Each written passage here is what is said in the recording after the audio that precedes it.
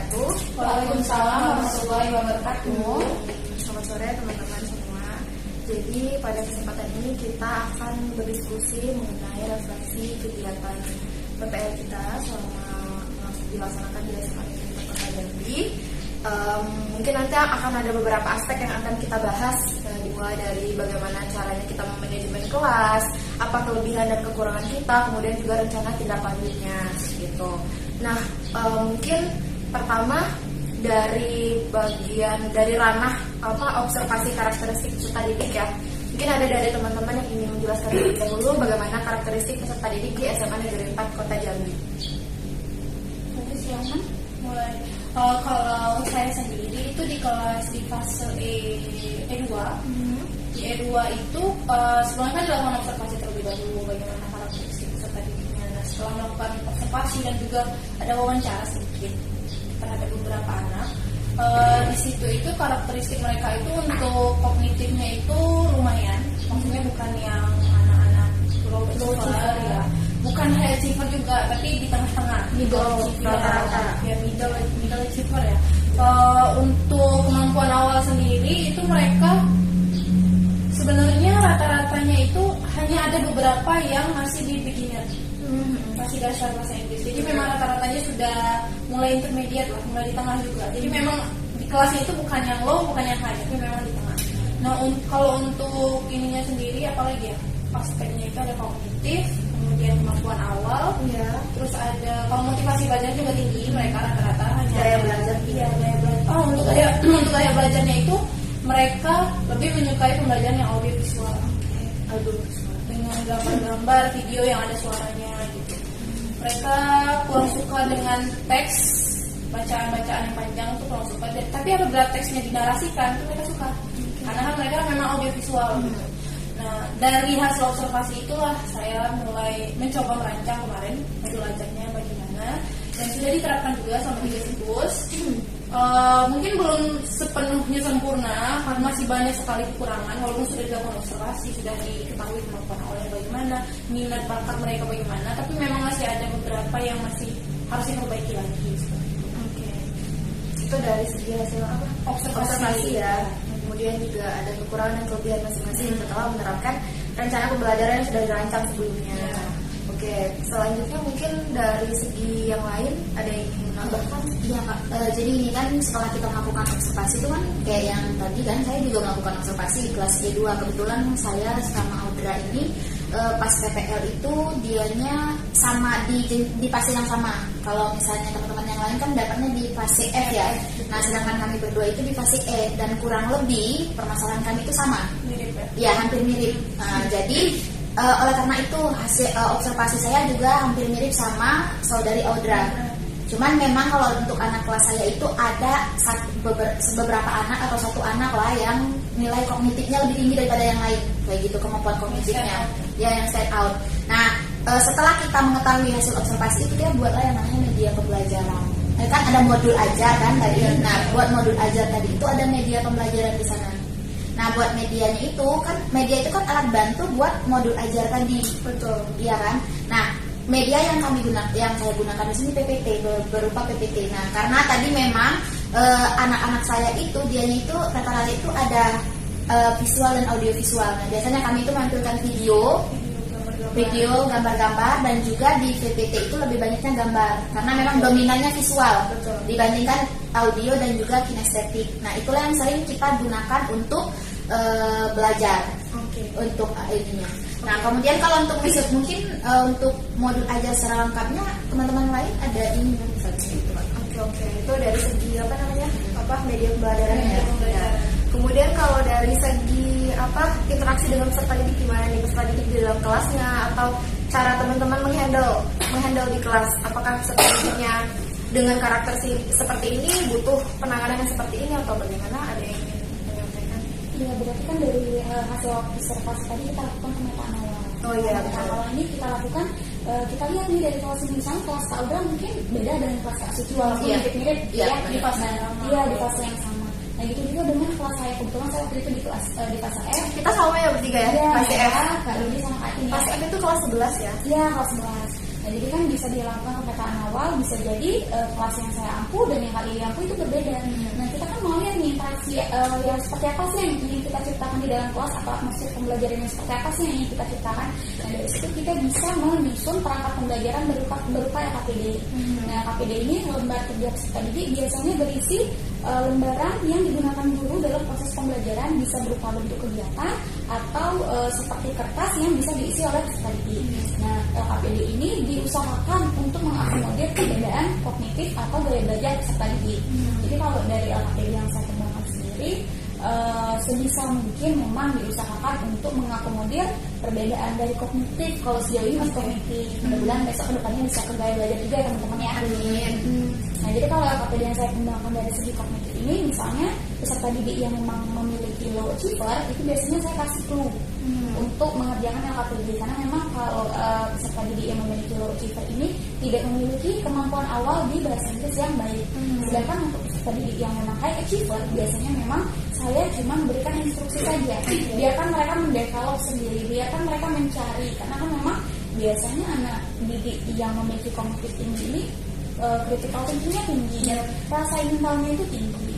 Nah, dari situ dari pengembangan LKPD tadi saya upayakan agar pembelajaran di dalam kelas bisa berjalan dengan lancar. Selain LKPD juga biasanya saya ada strategi-strategi khusus nih di dalam kelas, mungkin teman-teman juga ada ya, nanti kita bisa share. Nah, jadi ketika peserta didik sudah tidak fokus, biasanya saya ajak anak-anak ini untuk melakukan ice breaking. Iya. Nah, ice breaking itu kan penting ya teman-teman ya. Di saat memang anak-anak ini sudah penat, letih, apalagi kalau pas cuci siang biasanya kan Kak. Iya, benar. Kalau saya bersyukurnya pagi sama Kak Apri pagi ya. Jadi memang masih fresh. Cuman kan memang untuk mencairkan suasana yang ada di dalam kelas, alangkah lebih baiknya kita menggunakan ice breaking. Sejauh ini kemarin belajar juga dari Kak Apri ya, salah satu ice breakingnya CEO MVP. Nah, CEO MVP itu memang peserta didik diminta untuk mengikuti gerakan yang ada di yang ditampilkan oleh gurunya. Dari sini kita bisa lihat juga motorik halus dan motorik kasar sih seperti itu. Dari segi LKPD sudah tadi ya, dari segi media pembelajarannya juga sudah. Mungkin selanjutnya kita akan bahas tentang assessment ya teman-teman. Ya.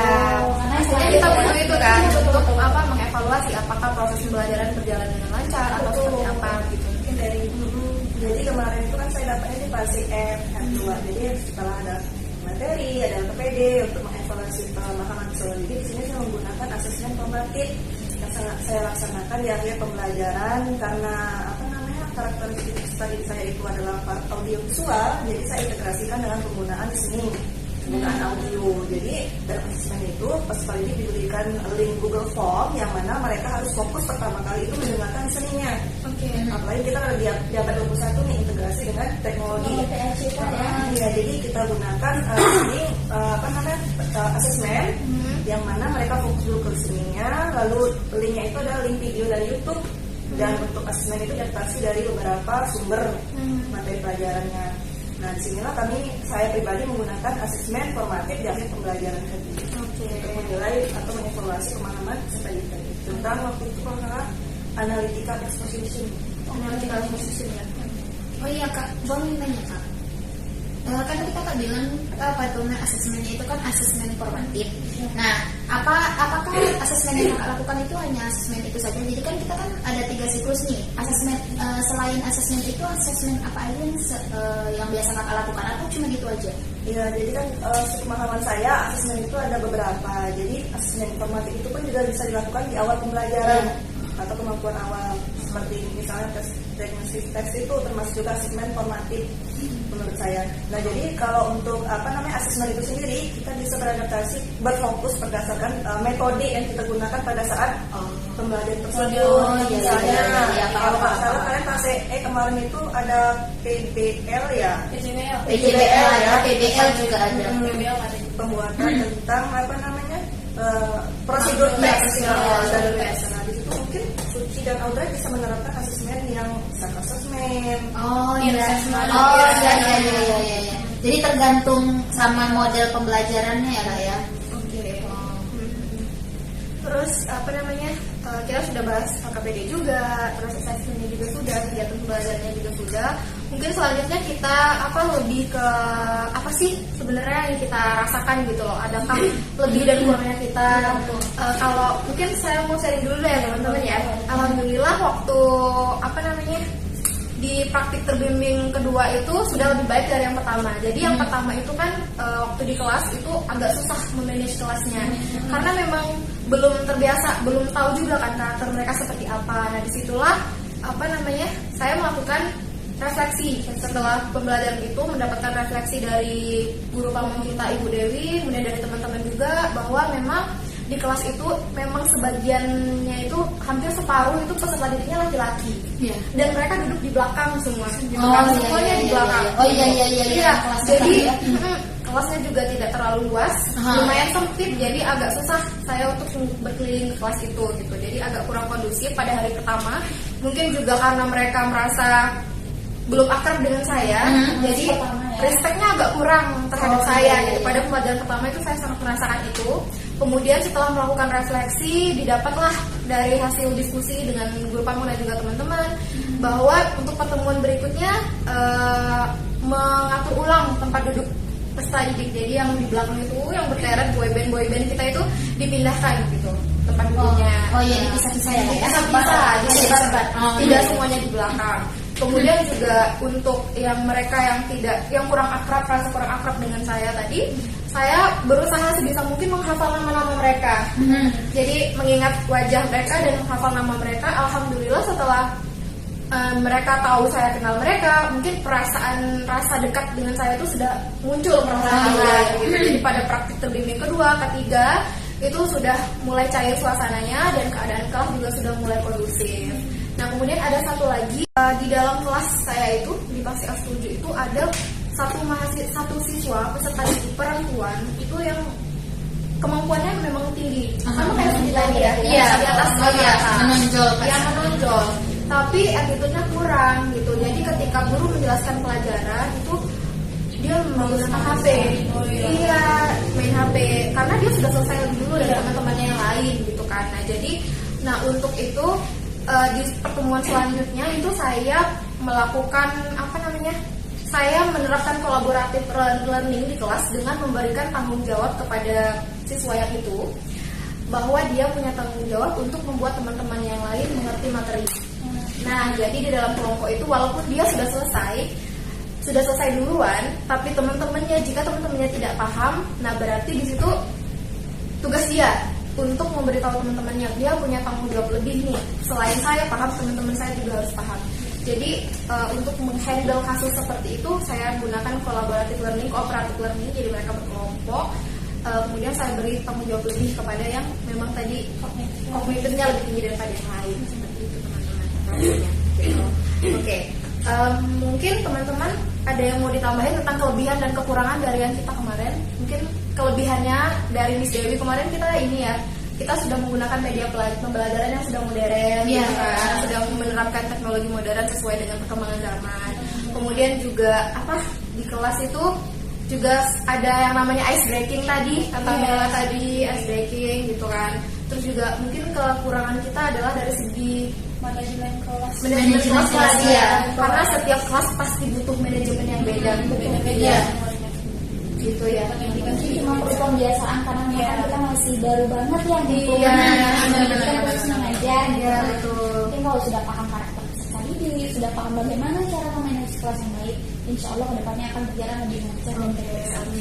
Dan tentunya seorang guru harus terus melakukan refleksi ya teman-teman ya, agar tidak cukup puas misalnya di satu titik ini saja. Jadi kedepannya selalu ada perbaikan-perbaikan yang bisa kita lakukan dan inovasi-inovasi baru yang bisa kita berikan untuk dunia pendidikan Indonesia ya teman-teman ya. Oke. Apakah ada yang masih ingin ditambahkan? Cukup ya teman-teman ya, diskusi tentang refleksi. Iya, mirip lah karena kita sama sekolah. Cuman ini Kak ada yang ditambahin dikit. Jadi kita itu kemarin mungkin agak kakak sedikit lupa. Kalau kita itu refleksinya bukan cuma dari guru dan teman sekolah aja, ada juga refleksi dari peserta didik. Jadi kita itu refleksi itu bukan namanya itu ada tuan to notes. Jadi refleksi yang kita lakukan ini bukan semata-mata tuh cuma dari guru pamong atau DPL dan juga dari teman sejawat, tapi juga dari peserta didik. Peserta didik itu aja sih kayak Sebenarnya dari peserta didik itu yang paling penting Iya, ya, teman-teman, karena itu iya kita tahu mereka maunya apa, kebutuhan mereka apa. Iya benar. Itu yang juga yang bisa membantu kakak tuh yang siklus kedua, ketiganya itu menjadi lebih baik Iya, karena betul. kita berefleksi dari situ juga. Jadi nggak cuman apa namanya itu dari pamong, GP sama teman-teman sejawat juga, tapi juga dari peserta didik. Itu aja sih kayak yang sampaikan. Oke deh, terima kasih sudah mengingatkan sedikit. Oke teman-teman, sepertinya sudah cukup ya Ya. diskusi kita hari ini. Terima kasih teman-teman atas waktunya. Sampai jumpa di lain kesempatan. Wassalamualaikum warahmatullahi wabarakatuh. Waalaikumsalam warahmatullahi wabarakatuh.